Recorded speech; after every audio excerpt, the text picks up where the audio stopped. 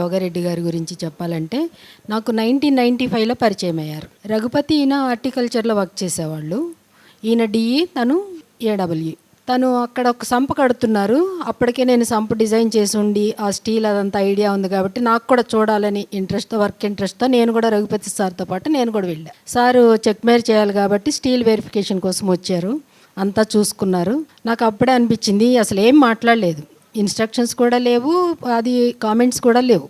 DE అంటే ఇలాగే ఉంటారేమో అనుకున్నా. అప్పటికే నేను డివిజన్లో వర్క్ చేసి రావడం వలన ఈ అన్న డిఈ అన్న కింద ఏడబ్ల్యూఎస్కి చాలా భయం ఉండేది. అలాగే ఉంటుందని నాకు పెద్ద డిఫరెన్స్ ఏం కనిపించలేదు. అలా పరిచయం తర్వాత మళ్ళీ ఫీల్డ్లో కలిసి పనిచేసినప్పటికీ మేమిద్దరం ఎప్పుడు మాట్లాడుకున్నది లేదు, మీటింగ్స్లో కలవడమే. తర్వాత అశోక్ సార్ ఈఎన్సీ ప్రమోషన్ తీసుకున్న తర్వాత మేము ముగ్గురం కూడా కలిసి మీటింగ్స్కి వెళ్తూ ఉండేవాళ్ళం. సార్లో ఎక్స్ప్రెషన్ ఏమి ఉండదు కాబట్టి నేనేం కొంచెం ఎక్కువ మాట్లాడతాం, సార్ ఏమో అసలు మాట్లాడరు. సరే అది చూసి సార్ మీరు ఇంకొక 3 monthsలో రిటైర్ అయిపోతారు, ఈ 3 months అన్న నవ్వండి సార్ అన్న.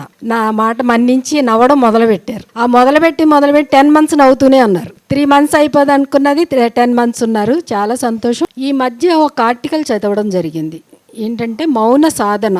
ఎందుకు సాధన చేయాలి మౌనం, దానివలన ఉపయోగాలు ఏంటి, దాని బలం ఏంటి, అదంతా చదువుతూ మనకి ఒక్కొక్క అంశాన్ని స్పృశిస్తూ వెళ్తాం అన్నమాట. ఆదిశంకరాచార్యులు గారు, రమణ మహర్షి గారు, అలాగే మహాభారతం, దానిలో ధర్మరాజు గురించి, లలిత సహస్రనామం గురించి, ఈ అంశాలన్నీ కూడా టచ్ చేసుకుంటూ వెళ్తాం.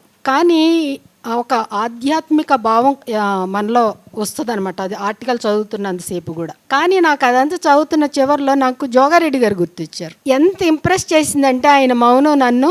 ఆ ఆర్టికల్ చదువుతున్నప్పుడు కలగాల్సిన భావం కన్నా జోగారెడ్డి గారు గుర్తు రావడమే దానికి నిదర్శనం అనమాట. నేను ఎప్పుడు ఏమడిగినా కానీ కాదనకుండా చేసేవాళ్ళు. కాకపోతే ఎక్కువ నో అని అయితే ఎప్పుడు అనలేదు. నిజంగా అందరు చెప్పినట్టే నేనేమడిగినా కానీ.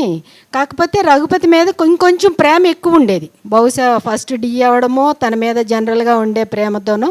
పిల్లలు కూడా చాలా లైవ్లీగా ఉన్నారు, 2 మగ పిల్లలు. వాళ్ళ కోడలు కూడా చాలా లైవ్లీగా ఉన్నారు. చాలా సంతోషం. 2 కూడా కంగ్రాచులేషన్స్ అందరికీ. మీ గురించి చెప్పాలంటే నాకు ఫీల్డ్లో తెలిసింది ఏంటంటే మీ పెదనాన్నగారు కానీ నాన్నగారు కానీ వాళ్ళు చూసుకుంటారు, అది న్యాయం కూడా. అందరం అదే చేస్తాం. ఆ మంచి గుర్తింపు అయితే డిపార్ట్మెంట్లో ఉంది, అది మీకు కూడా తెలియాలని చెప్తున్నాను. అలాగే మేడం విషయం చూసుకుంటే మేడం ఎప్పుడు హ్యాపీగా ఎనర్జెటిక్గా ఉంటారు. అంటే మనము మాట్లాడితే ఏమన్నా నొచ్చుకునే ఛాన్స్ ఉంటుంది, కానీ అసలు మాట్లాడినప్పుడు మేడంని ఎప్పుడు నొప్పించే ఉండరు. కాబట్టి మేడం అంత ఎనర్జెటిక్గా హ్యాపీగా ఉన్నారు, అందంగా కూడా ఉన్నారు. ఈ వయసులో కూడా మేడం అంత అందంగా ఉన్నారంటే అది జోగారెడ్డి గారి సపోర్ట్ అనమాట. ఆయన ఎప్పుడు మేడంని ఏమీ అని ఉండరు నాకు తెలిసి. నేను నరేంద్ర ప్రసాద్ ఎప్పుడు అంటుంటాం, సరే మనందరం పొగుడుతున్నాం మంచోడు సౌమ్యుడు అది ఇది అని, అసలు భార్య ఏమంటుంది, ఇప్పుడు భార్య మాట్లాడి మనకు చెప్పాలి అని. కానీ మేడం అడగాల్సిన అవసరం లేదు, మన అభిప్రాయం కూడా చెప్పాలి. మన అభిప్రాయం తర్వాత మేడం కూడా మనం ఏం అబ్జర్వ్ చేసాం చెప్పాలి కదా. ఈ సందర్భంగా సార్కి ఇచ్చిన దేవుడిచ్చిన మౌనం అనే ఆశీర్వాదాన్ని ఆధ్యాత్మికత వైపు వెళ్ళి ఈ శేష జీవితాన్ని ఆనందంగా సంతోషంగా గడపాలని కోరుకుంటా. ఈ మధ్య నాకు అందరు కూడా రాగమతి అని పేరు కూడా పెట్టారు కాబట్టి ఆ పాట అనేది పాడకపోతే అసంపూర్తిగా ఉంటుంది కాబట్టి ఒక్క లైన్ మాత్రమే పాడతాను. ఆరుద్ర గారు రచించిన ఈ మౌనం, కాకపోతే అవే పదాలు కాకుండా పదాలు మార్చాను. ఈ మౌనం,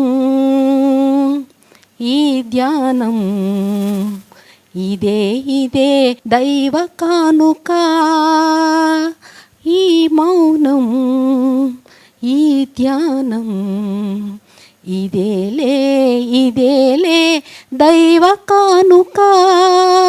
థ్యాంక్ యూ.